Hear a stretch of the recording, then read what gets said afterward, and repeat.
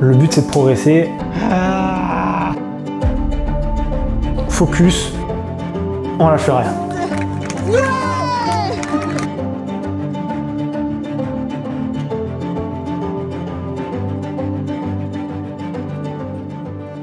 Salut et bienvenue sur cette vidéo. Aujourd'hui, je t'amène avec moi dans la préparation d'une course qui va être intense. Donc tu vas le voir dans cette vidéo. Il va y avoir du test VMA, des allures sur piste, des trucs qui sont pas forcément hyper agréables pour moi. Mais pour toi, tu vas bien rigoler peut-être. Parce que je vais subir. Extrait. Voilà. Sympa. Et en fait, il n'y a pas que la course qui va être intense, c'est aussi toute la prépa, tout simplement parce que pour te rappeler les faits, je vais apprendre littéralement tout de la course à pied, surtout la course à pied sur le plat, sur la route, chose que j'ai jamais fait vraiment de ma vie. Et je me laisse 3 mois pour être le plus performant et apprendre le maximum de choses dans ce domaine.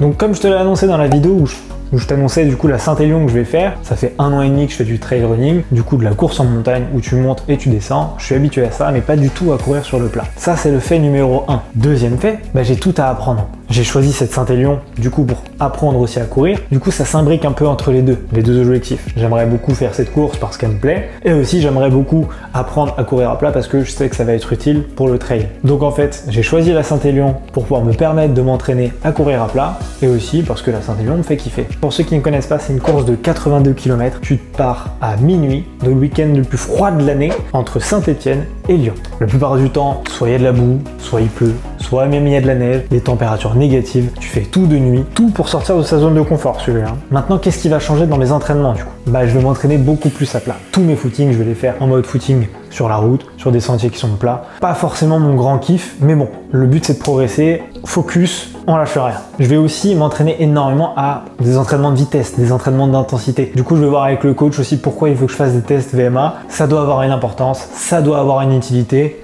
On va voir.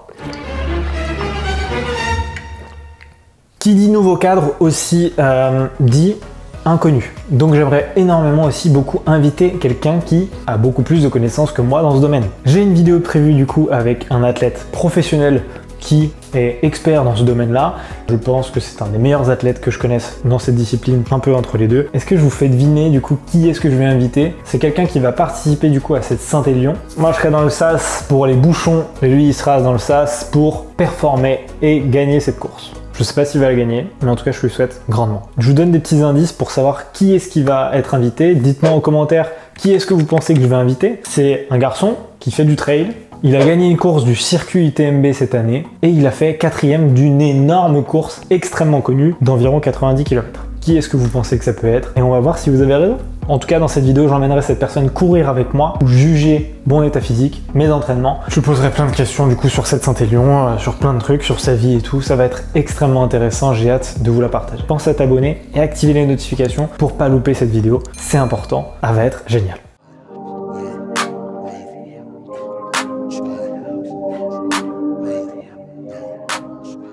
Je vous avais dit que mon nouveau défi c'était de faire la Saint-Élion. Une course qui va très vite, sur laquelle il faut avoir des bonnes qualités de vitesse et être capable de courir à plat. C'est pas du tout ma capacité. Donc on commence fort avec un bon vieux test VMA. Le coach m'a mis une petite séance de test. Je vais mettre ce petit brassard pour avoir ma fréquence cardiaque. Jusque là j'ai fait pas mal de footing à plat, pas grand chose de dingue. J'ai mis un petit peu de vitesse sur une petite piste d'athlétisme mais qui pour l'instant n'est pas ma meilleure copine, tout simplement parce que tu tournes en rond quoi. Ouais, oui, c'est vu que c'est un cercle. Je commence à faire mes abs. Qu'est-ce qu'elle a? Viens, viens, mon petit bébé d'amour. Mon bébé.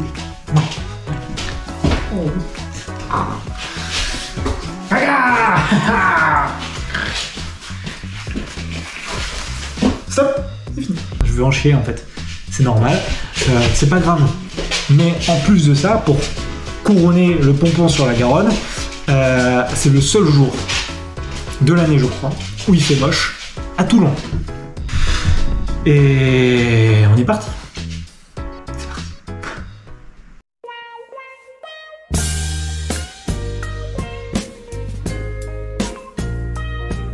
Donc si je devais vous donner 2 conseils pour pouvoir courir sous la pluie, déjà, le premier truc à faire, c'est de mettre une casquette. Mettez une casquette, vous allez voir, vous n'aurez même pas l'impression d'être sous la pluie. Et ensuite, hop, petite veste étanche, imperméable. Malheureusement, je vais devoir l'enlever pour le test, tout simplement parce que je vais vraiment suer. D'ailleurs, en quoi consiste ce test? Je crois que tout simplement c'est pour savoir quelle est ma VMA. C'est le test de Cooper. Je vais faire 12 minutes. D'ailleurs, voici le plan qu'a mis le coach. Il y a un petit échauffement en footing. Après 1 minute, pleine balle. Je pense que c'est pour préparer le corps en guise de fin d'échauffement. Et après 12 minutes, pas plus vite qu'à fond. Et l'idée c'est de regarder quelle distance j'ai couru, quelle distance j'ai parcouru. Et pour ça, j'ai aussi la montre qui va m'aider au poignet. Et aussi un petit pod qui est à la cheville, qui est au niveau du pied, sur la chaussure. Dites-moi en commentaire si vous voulez que je vous en parle de ce petit pod là. C'est Coros qui m'a envoyé ça. Apparemment ça permet de bien traquer comment est ta foulée. Et ça traque beaucoup mieux aussi le nombre de pas que tu fais, la cadence que tu as, la puissance évidemment, et aussi beaucoup mieux la distance que tu parcours. Plus qu'à lancer la montre et c'est parti.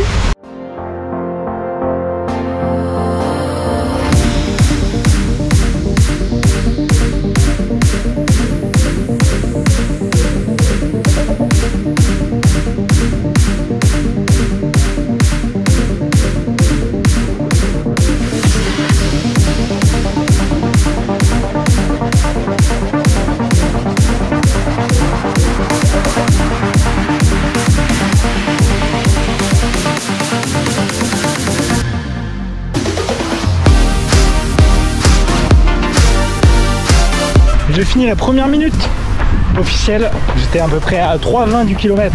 C'était relativement court donc ça va. Là il me reste 2 minutes de repos tranquille, je trottine, je garde 30 secondes quasi passif et après on envoie les potes.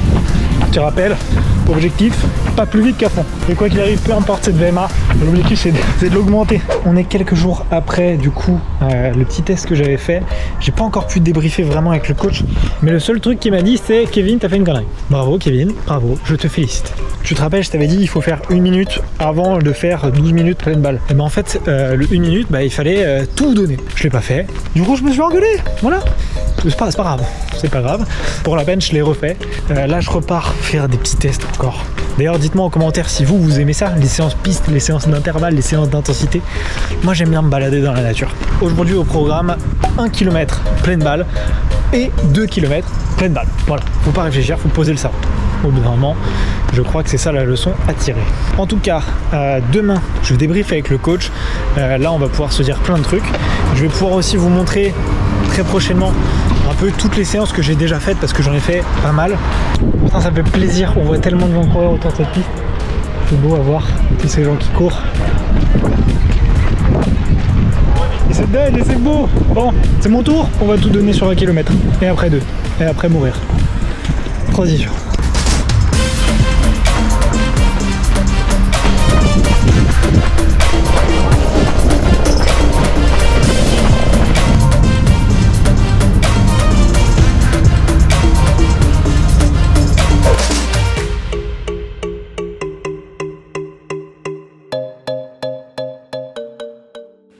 La question c'est, déjà, est-ce que c'est grave d'avoir séparé le 1 minute du 12 minutes? J'ai l'impression d'avoir fait une connerie. Tu m'as pas engueulé, t'as été gentil. J'ai pas très bien compris. Non, c'est pas grave si... c'est pas grave, au contraire, c'est même mieux si tu les as fait séparer. Du coup, j'ai fait tous mes tests. Tout le monde veut savoir c'est quoi ma VMA, et même moi. Du coup... à peu près, c'est quoi ma VMA? Parce que tu m'as dit aussi que c'était un truc qui n'était pas forcément très fiable, selon les tests qu'on a fait et tout, ça peut varier, mais c'est quoi à peu près ma VMA? Bah, tu vois, si on prend tous les tests qu'on a fait, toutes les distances, toutes les vitesses, tout ça, on a des valeurs qui vont de 17 à 19 et demi à peu près. Donc qu'est-ce qu'on fait? On fait des maths, et on fait la moyenne, et on dit, bon, tu dois être autour de 18, voilà. C'est pas le plus intéressant de savoir exactement au point près c'est quoi sa VMA. C'est pas que c'est pas le plus intéressant, c'est qu'il faut pouvoir se définir une zone où on sait qu'on est à peu près correct pour que derrière on puisse définir une stratégie d'entraînement. Ok. En tout cas Nico, merci pour tout. On va tout mettre en place pour démonter cette Saint-Élion. J'ai plein de belles séances qui m'attendent. En tout cas, nous, on peut te retrouver du coup sur Instagram et YouTube. Tu fais plein de vidéos sur la course à pied. Et j'ai commencé un peu avec ça aussi. Quand j'ai commencé la course à pied, je regardais tes vidéos et c'était plaisir. Ah, j'en fais Merci moins. Nico. Merci à toi, y a pas de souci. Comme ça, maintenant, vu que j'en fais plus, c'est toi qui fais les vidéos, donc on ira suivre les tiennes. Parfait, très bien. Merci beaucoup. Merci Kevin, allez à bientôt. À bientôt.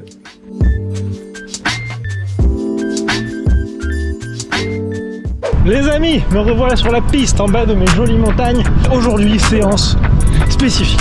Voilà.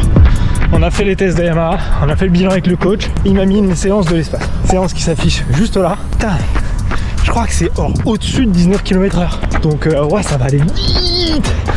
Il me demande d'aller super vite et prendre un temps de repos super court. Je vous avoue que je ne vais pas vous emmener avec moi pendant que je cours parce que on va essayer de se concentrer sur le fait de mettre un pied devant l'autre. Dans tous les cas, si vous devez adapter une séance parce que vous avez mal, que vous êtes fatigué ou quoi que ce soit, le premier truc à enlever c'est toujours l'intensité. On n'oublie pas l'objectif. Saint-Élion, le sol ne sera pas aussi praticable qu'ici et aussi il fera froid. Autant subir plus là pour moins subir à la Saint-Élion. Ah, fin du premier 3x3. La première minute, généralement ça va. La deuxième, c'est très compliqué. Et la troisième, c'est crise d'asthme constant. Là, il y a 5 minutes de récup. Et après, on enchaîne. Merde, j'ai même pas réussi à faire le 3-12 qu'il a demandé. J'étais autour de 3-20, je pense. Voilà, on se repose un peu parce que là, 3x2. Normalement, c'est un tout petit peu plus facile. Allez, c'est parti. C'était pas plus facile. Normalement c'est un tout petit peu plus facile parce qu'en fait j'ai capté après quand tu cours 2 minutes pleine balle, mais en fait avant j'avais 1 minute 30 de repos, sauf que là il m'a sucré 30 secondes, j'ai plus qu'1 minute de repos, ça fait une diff énorme. J'ai pas hâte du troisième. Qu'est-ce qu'on ferait pas pour courir plus vite? Et pour vous rassurer, j'ai pas de crise d'asthme, hein. Je suis pas asthmatique, c'est juste cette sensation, tu sais, de pouvoir avoir le souffle hyper court et de pas pouvoir respirer. Je crois que c'est ça que ça fait travailler la capacité de ton corps à utiliser l'oxygène en fait.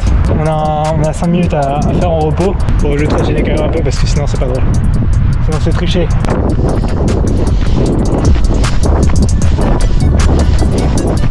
Bon allez, je vous retrouve dans 5 minutes, le temps de mourir. Et après on fait le débrief de ce 3 fois 1 minute. On verra si je finis encore plus mal que sur les deux avant. Quel enfer. Ah. J'espère que ce genre de séance va me permettre de courir plus vite à la Saint-Élion pour moins subir les conditions. Ici il y a du soleil pratiquement tout le temps. Donc en fait, j'aurai jamais de boue. Je pourrai jamais m'entraîner à courir sur de la boue. Courir sous la pluie, peut-être 1 ou 2 fois. Mais ça, vraiment ce sera l'inconnu. L'aspect froid, terrain, boue, je sais même pas comment je vais réagir. Et il y a aussi un truc, c'est dans la nuit, au-delà du fait qu'il fasse noir, mais en fait c'est le moment où généralement tu dors. Faut voir aussi comment je vais réagir en termes de fatigue et d'envie de dormir, parce que il y a plein de personnes qui me disent que la nuit des fois ils somnolent en courant, genre ils commencent à s'endormir un petit peu, ils titubent et tout, et franchement je sais pas comment ça va se passer. Je rentre à la maison et on se retrouve après.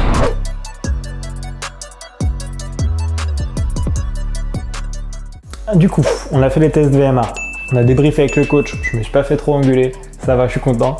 J'ai fait les entraînements spécifiques, où est-ce qu'on en est? Alors, concernant les tests, c'était la première fois que je faisais des tests VMA, des tests de course. Je pensais qu'il fallait juste courir.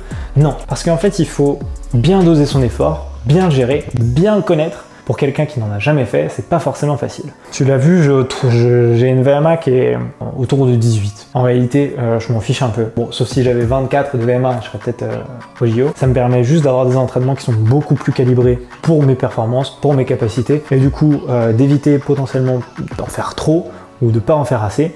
Ça me permet d'éviter les blessures, mais quand même de progresser pas mal. Au niveau des entraînements, ça me plaît. C'est agréable de sentir que tu cours vite. Maintenant, courir sur le plat, c'est pas mon kiff. D'ailleurs, le week-end, quand je retourne en trail, ça me fait du bien. Là, je kiffe. C'est beaucoup moins monotone, c'est beaucoup plus agréable, je trouve. C'est mon expérience personnelle. Dis-moi en commentaire, d'ailleurs, toi, si tu préfères courir sur le plat, courir dans les montagnes, ou même les deux. Ce serait intéressant de savoir. Mais tu vois, bizarrement, depuis que je fais pas mal d'intensité à plat, où je sens que je progresse un petit peu en vitesse, où je suis plus à l'aise, pour courir en trail, et notamment en descente, je me sens beaucoup plus à l'aise aussi. Tout simplement, j'imagine, parce que ta foulée est plus naturelle, tu te renforces, tu sais mieux courir tout simplement. Donc je suis très content au final de faire cette prépa parce que elle va me servir, même si je fais dernier sur la Saint-Élion. Mais quand même quand je fais du trail et que j'ai une portion plate, c'est toujours ce moment où je subis de ouf. J'ai parlé avec pas mal de personnes qui m'ont donné des conseils. Ils prévoient 20 km de plat, de route à la fin. Un semi-marathon après 60 bornes de trail. Sympa. Maintenant, pour préparer cette course, je me suis dit aussi, ça va être intéressant de mettre une autre course pour voir comment ça fait de courir sur la route en plein trail, de voir qu'est-ce que je veux aussi par rapport aux autres. L'objectif, c'est pas toujours de se comparer, mais c'est quand même intéressant de savoir. Du coup, je me suis inscrit aux 20 km de Nice. On se retrouve tout de suite là-bas. C'est parti, on va récupérer le dossard du coup de cette petite course. On va se faire plaisir du coup sur ce 20 km, mais c'est parti pour récupérer le dossard. La classique qui fait plaisir.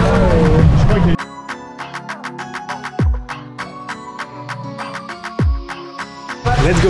Ça y est, j'ai le petit papier qui me permet de voyager sur ce petit 20 km. On va se faire plaisir. Je vous explique un tout petit peu plus tard le profil de la course un peu spécifique. Pourquoi j'ai choisi celle-là aussi pour mon projet Saint-Élion. Goulven, un mot? Courage. Le pauvre, il vient de sortir de 50 km, il a bavé.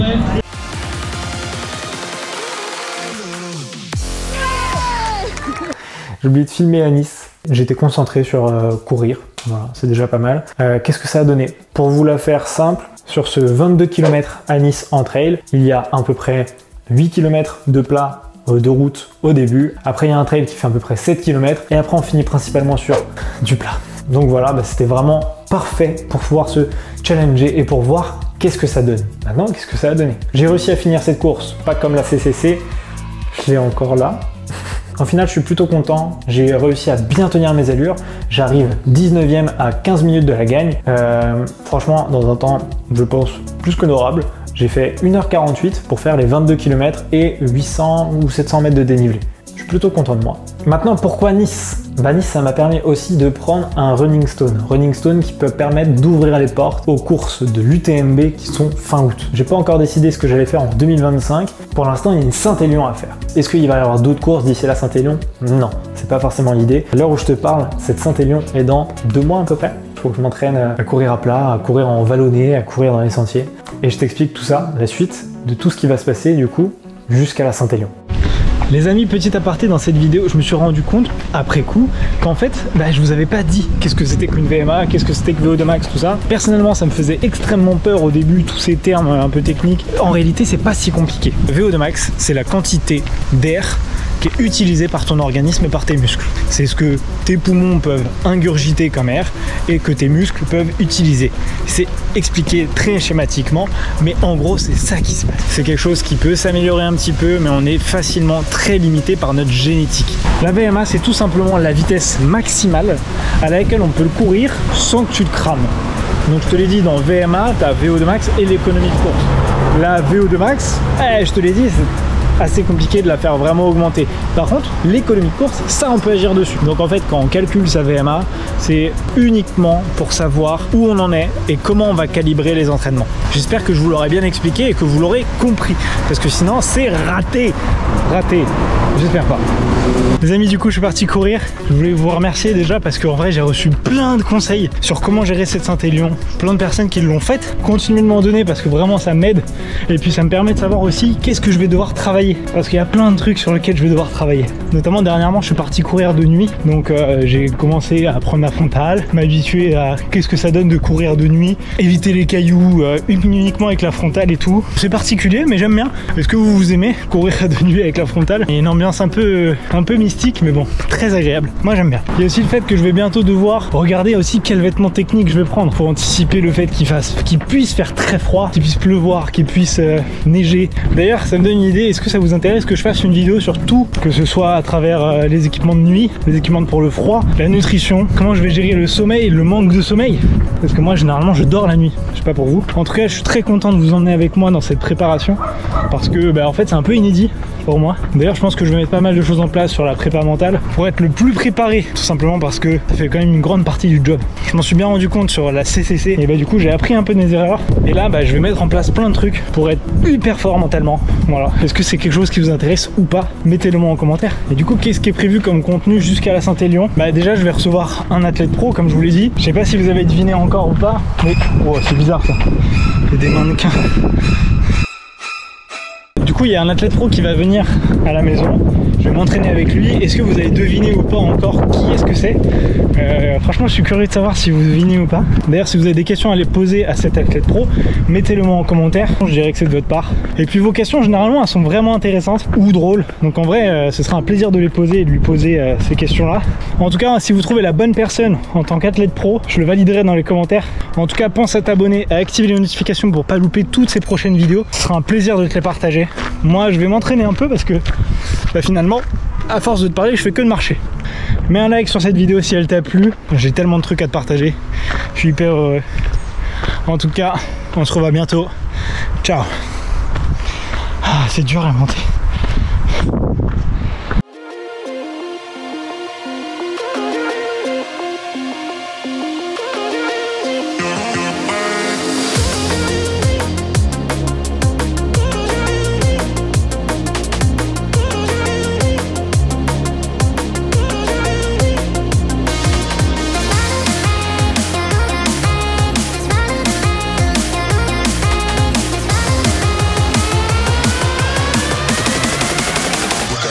And I'm wondering